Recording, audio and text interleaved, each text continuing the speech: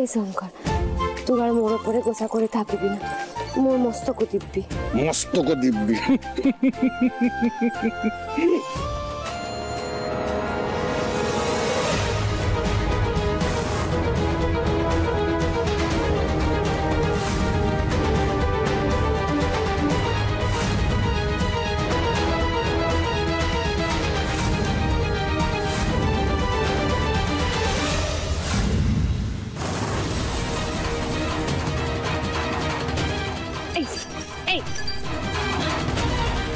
শহরের মাইয়া তো বড় সুন্দর আছে না রে, বয়সও বোধহয় বেশি হবে না, 14 বা 15 এরকমই হবে, তাই না বল?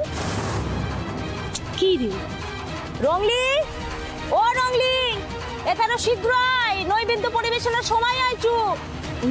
ওই দেখ মা ডাকিছে, চল চল তাই করে চল চল। ও রংলি, তুই প্রথমে থাকু আয়। হ্যাঁ রে কুকু, রান্নাঘরের লাইট নিভিয়েছিলি তো? হ্যাঁ মা, নিভিয়ে দিয়েছি।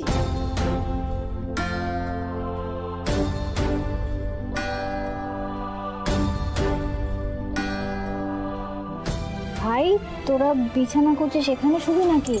কেন, তোমার গায়ে কি ফোসকা পড়ছে নাকি? নাকি এই ঘরটাও তোমার একার সম্পত্তি?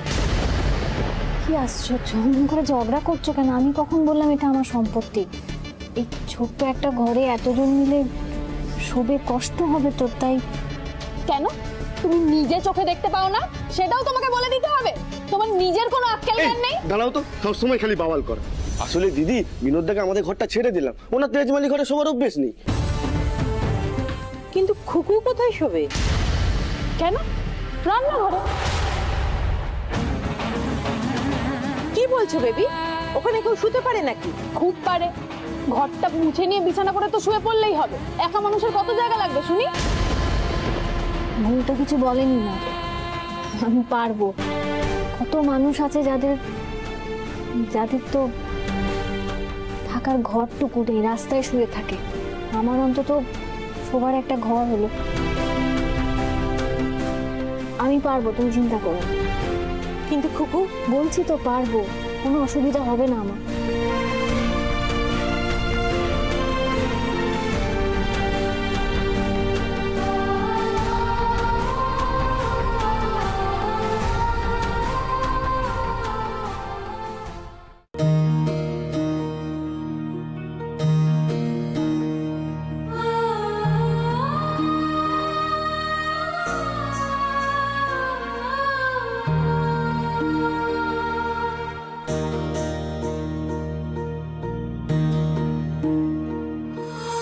তুমি কথা দাও আমার অগ্নিতে, চিরকাল এভাবে আমার পাশে থাকবে,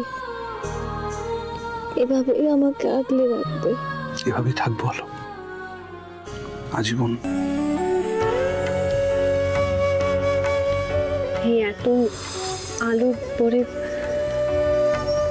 অন্ধকার নেমে আসবে না তো? না, নেমে আসবে না, আমি শিওর নেমে আসবে না, কারণ আমার জীবনে আলো আছে।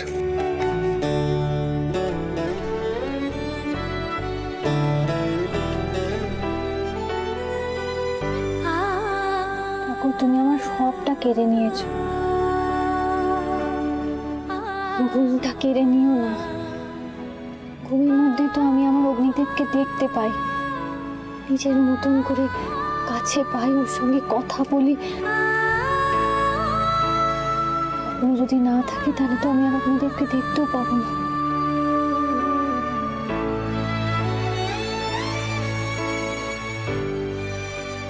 কতদিন এভাবে বাড়িতে পড়ে থাকবো? বেশি দিন তো এভাবে পড়ে থাকা যাবে না। আর কতদিন বেবির খোঁটা সহ্য করব? একদিন না একদিন তো ঠিক আমাকে এই বাড়ি থেকে বের করে দেবে, তখন আমি কোথায় যাব বলো দেখি?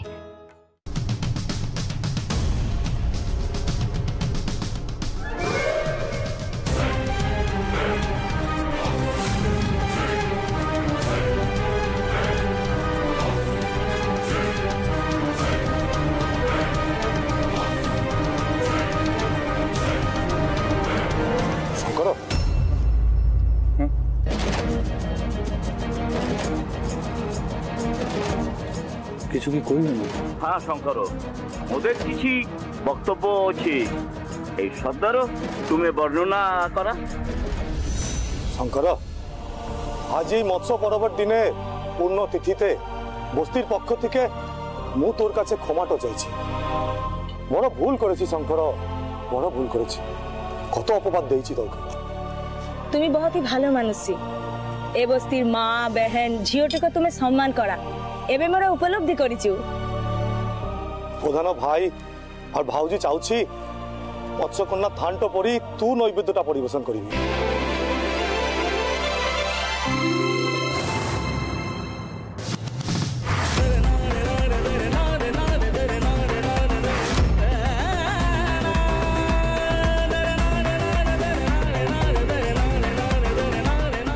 শঙ্কর, কি খুঁজেছু? প্রধান যে অন্যায় হচ্ছে মু এ প্রতিবাদ করি।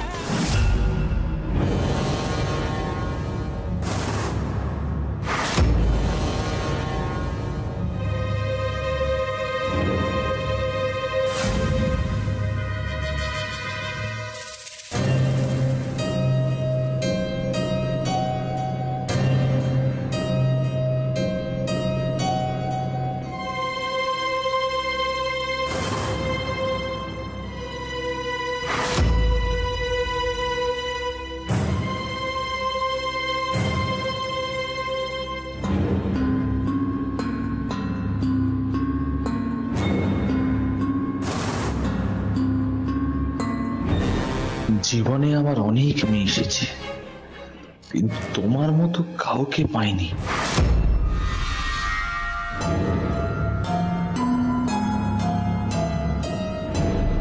তোমার নাম আলো, শরীরটাও যেন আলো।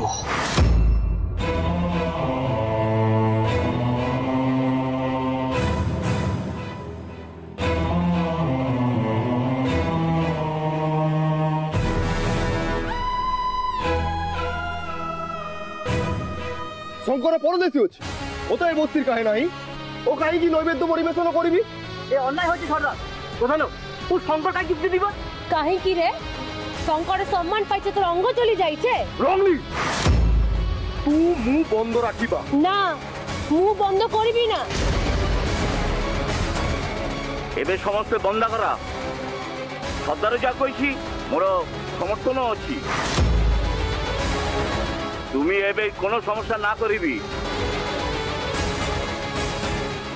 প্রধান সর্দার ভাই, মুকে সম্মানের যোগ্য মনে করিছু, তার জন্য মু কৃতজ্ঞ। কিন্তু এ সম্মানও মু চাই নাই। কাহি কি রে শঙ্কর? মোর বাপ কইছে, মোর মা কইছে, সর্দার ভাউজ সকলে চাইছে। তু নৈবেদ্য পরিবেশন না করিলে মোরা সকলে বড্ড কষ্ট পাবো রে।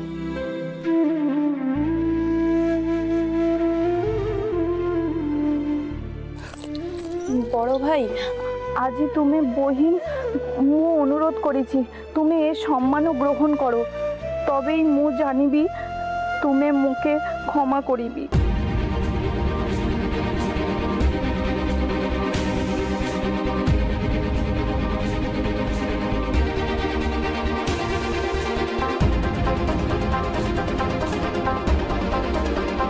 জয় মৎস্য মাতা কু জয়, জয় মৎস্য মাতা কু জয়, জয় মৎস্য মাতা কু জয়, জয় মৎস্য মাতা কু জয়, জয় মৎস্য মাতা কু জয়, জয় মৎস্য মাতা কু জয়।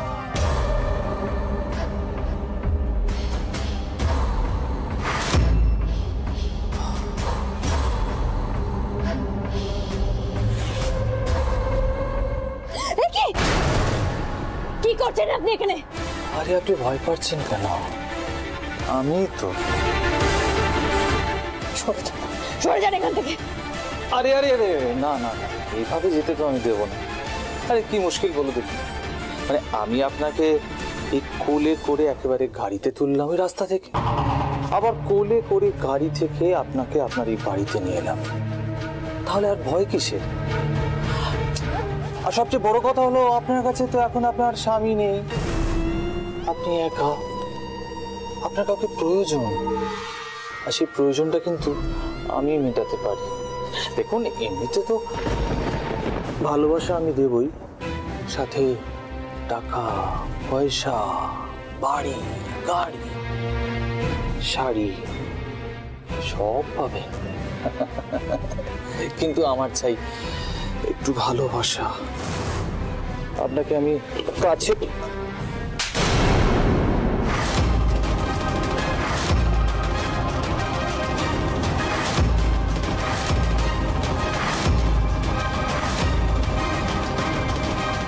বেরিয়ে যান, বেরিয়ে যান এখান থেকে। খুকু, খুকু কি হলো তোর?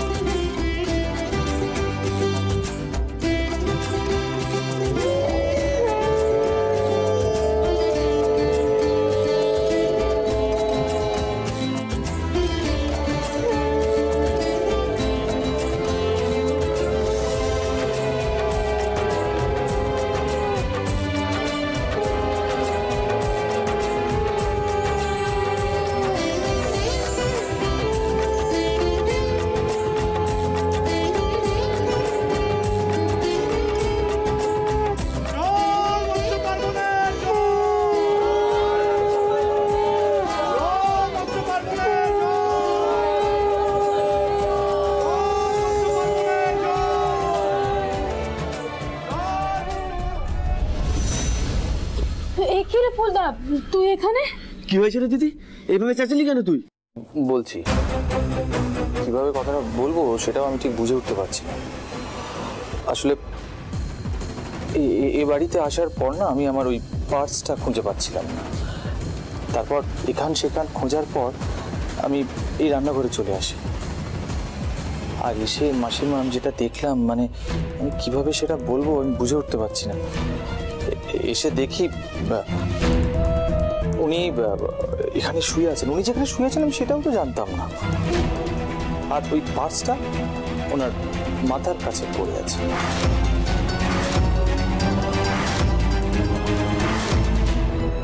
ছি ছি ছি ছি ছি, মানে ওনার টাকা পয়সা নিয়ে সমস্যা চলছে সেটা আমি জানি, কিন্তু তো চাইলেই হতো, আমি এমনি দিয়ে দিতাম। তা বলে পার্স চুরি করবে এটা ঠিক না, এটা আমি ভাবতেও পারছি না। মিথ্যে, মিথ্যে কথা। আমি কারুর পার্স চুরি করিনি।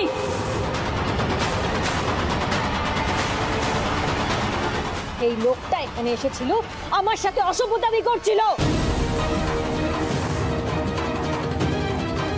কি কি বললে তুমি? আমার ফুলদা তোমার সাথে অসভ্যতা করতে এসেছিল? তুমি জানো আমার ফুলদার কত সম্মান, কত ভিআইপি মানুষ আমার ফুলদা। তোমার লজ্জা করে না? লজ্জা করে না একটা ভালো মানুষের নামে মিথ্যে কলঙ্ক দিতে? আমি মিথ্যে কলঙ্ক দিচ্ছি না কাউকে। মিথ্যে কলঙ্ক দিচ্ছ না? এই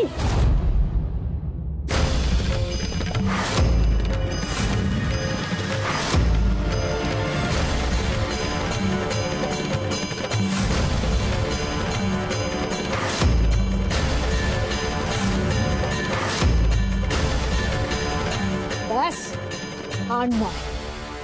আমি এক্ষুনি প্রমাণ করে দিতে পারবো কে সত্যি বলছে আর কে মিথ্যে।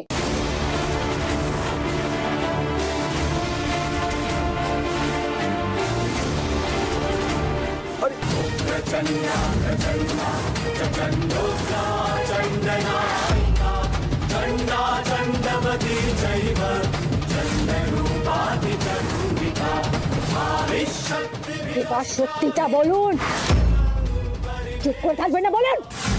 বেবি, বেবি সব কি হচ্ছে তুই কিছু বল। আপনার বোন কিচ্ছু করতে পারবে না, সত্যিটা বলুন সবার সামনে, নইলে গলা কেটে রেখে দেবো আমি। বলুন আমি আপনার পার্স চুরি করেছি, বলুন পার্স চুরি করেছি আপনার। এটা বলুন, রাতের অন্ধকারে আমার সাথে আপনি অসভ্যতামি করছিলেন, বলুন যেটা সবার সামনে। ও দিদি, ছেড়ে আমার দাদাকে ছেড়ে দাও। কি করছো তুমি? আর কেউ কোনো কথা বলবে না।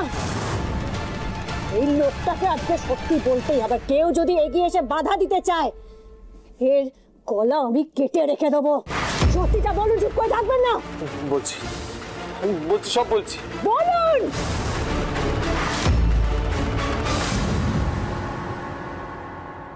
বলছি ও নির্দোষ।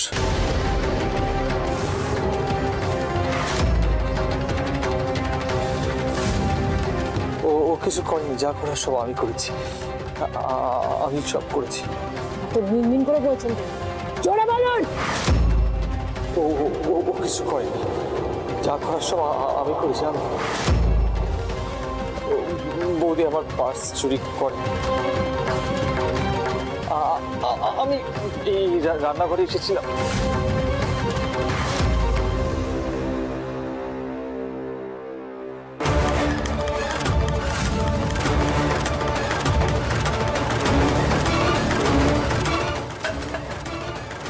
বেরোন এই বাড়ি থেকে, এই বাড়ি থেকে এক্ষুনি বেরিয়ে যান। তুমি এইভাবে আমার দাদাকে তাড়িয়ে দেও না। বেশ করেছি, এই বাড়িটা আমার বাবার। আমার বাবার বাড়িতে দাঁড়িয়ে কেউ আমার সঙ্গে অসভ্যতামি করবে, আমি সেটা মেনে নেব না। বেরিয়ে যান। একদম ঠিক বলেছিস, আমিও সহ্য করব না। আমি চলে যাচ্ছি এখান থেকে, আমি আর থাকবো না, চলে যাচ্ছি। এই ফুলদা,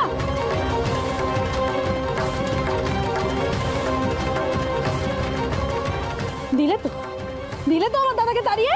তোমার ভাইয়ের তো রোজগারের এই অবস্থা, নুন আনতে আমাদের এখানে পান্তা ফুরিয়ে যাচ্ছে, আর এদিকে মায়ের ওষুধের এত খরচ, তারপর গোদের ওপর বিষ পড়ে এসে জুটেছো তুমি। কোথা থেকে আসবে এত খরচ, কোথায় পাবো আমরা? আমি তো ভেবেছিলাম ফুলদাকে তো আজ করেই সংসারের হালটা ফেরাবো, কিন্তু কি হলো? কে চালাবে বলো? সংসারের খরচ কে চালাবে? আমি খরচা চালাবো। আমি আমার মায়ের ওষুধের দায়িত্ব নেব। এই সংসারটা চালানোর দায়িত্ব আমার। যেভাবে হোক, যেখান থেকে হোক, আমি টাকা জোগাড় করে আনবো। যেখান থেকে পারি আমি টাকা রোজগার করে আনবো। ভাইয়ের ওপর, তোমাদের ওপর বোঝা হয়ে থাকবো না, বুঝেছো? চালানোর মুরদ নেই, এদিকে তোমার ডায়লগের বেলায় আটা। দেখবো আমি কতদিন এই ফুটানি চলে।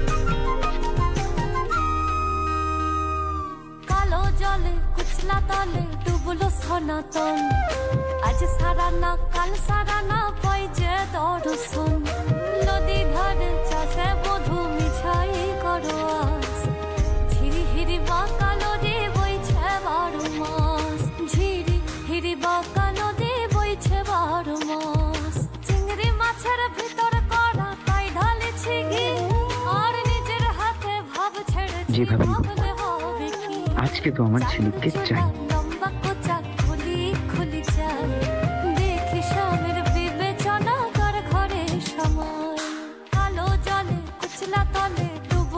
সনাতন কালো জলে কুচলা তলে ডুবলো সনাতন আজ সারা না কাল সারা না পাই যে দর্শন নদী ধারে একবার ওদিকে চল। ঝিরি হিরি বাঁকা নদী বইছে 12 মাস ঝিরি হিরি বাঁকা নদী বইছে 12 মাস। বাহ, গ্রেট! এখানেই তো হারিয়াগুলো রাখা। আরে এইটার লোভেই তো এখানে এসেছি। মেদিনীপুরে রায় নাচে দান বাঁকুড়া রই ফিতা তুই যতন কইরা বাঁধলি মাথা তাও যে বাঁকা সীতা না একটু না আমার ইচ্ছে করছে। আমি তো খেলাম বল, খুব টেস্টি। না আমার ইচ্ছে করছে না। একটা সেট ইচ্ছে পারিয়া রাজকুমারী গলায় চন্দ্রহার দিনে দিনে বাড়ছে তোমার চুলেরই বাহার দিনে দিনে বাড়ছে তোমার চুলেরই বাহার কালো জলে কুচলা তলে ডুবলো সনাতন আজ সারা না কাল সারা না পাই যে দর্শন নদী ধারে চাষে বধূ মিছাই করোয়া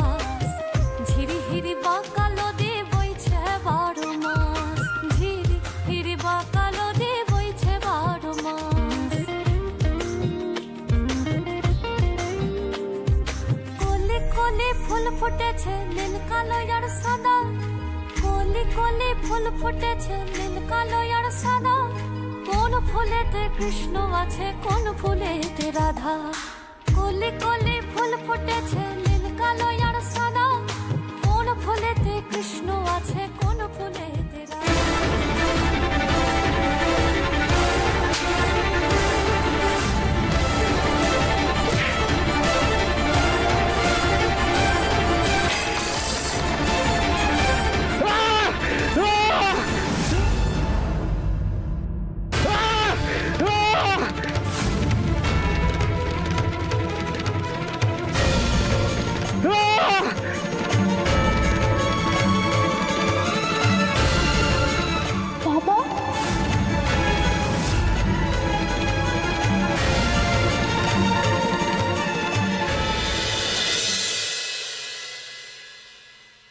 আর ভালো লাগছে না মা, দমটা না বন্ধ হয়ে আসছে।